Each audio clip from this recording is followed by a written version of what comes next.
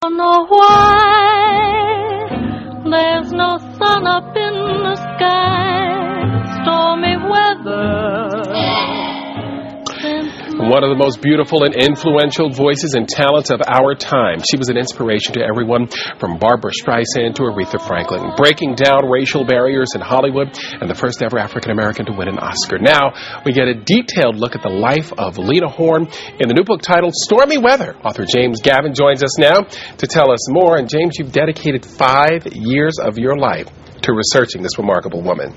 She had never gotten a book like this before, if you can believe that. It's amazing. She wrote her last memoir in 1965, and an awful lot has happened in the life of Lena Horne since then. I'm thrilled to be here in Atlanta talking about this because Lena Horne in 1928 walked to school along Peachtree Street when she was 10, 11 years old. Right. Prior to that, she had been in Macon and Fort Valley. She put down her time in Georgia. Yeah, but her childhood was not exactly a storybook childhood, if you will. Didn't really have the kind of support that you might expect from mom and dad. She had been plucked out of what used to be known as the black bourgeoisie in Brooklyn, and her mother was a capricious actress, a black actress in 1922, 23, 24, trying to find work.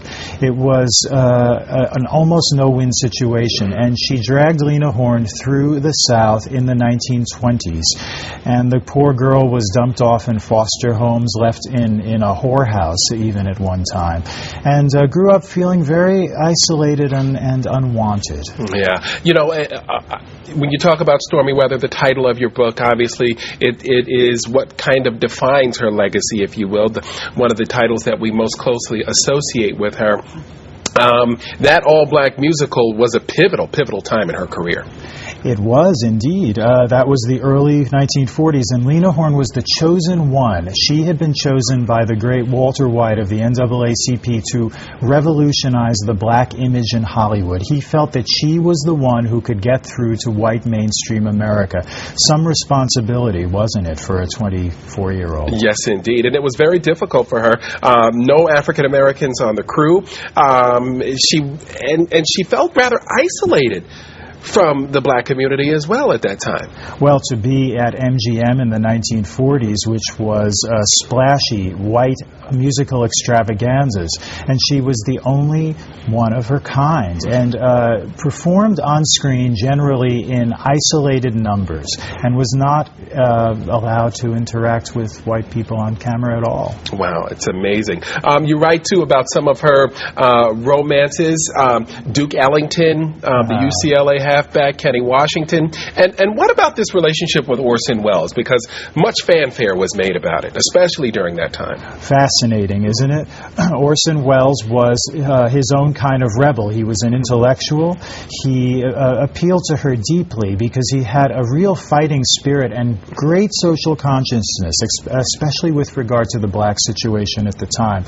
The relationship only lasted a few months, and not very much is known about it, but now, thanks to my book, it is. Right. Hundreds and hundreds of interviews, compelling stuff. You've also got these incredible pictures. I just want to show folks at home some of these amazing pictures. Tell us where you came to get some of these fascinating pictures, because as we know, Lena lives in total isolation now. She lives on the Upper East Side of Manhattan and has not been seen publicly since 2000. I interviewed her at length for the New York Times, but prior to the beginning of my book, and in 2000 she completely closed the door on all public appearances. She was in her early 80s then.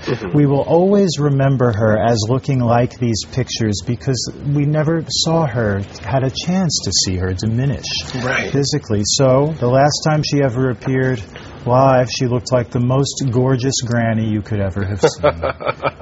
Absolutely amazing. Well, James, congratulations to you.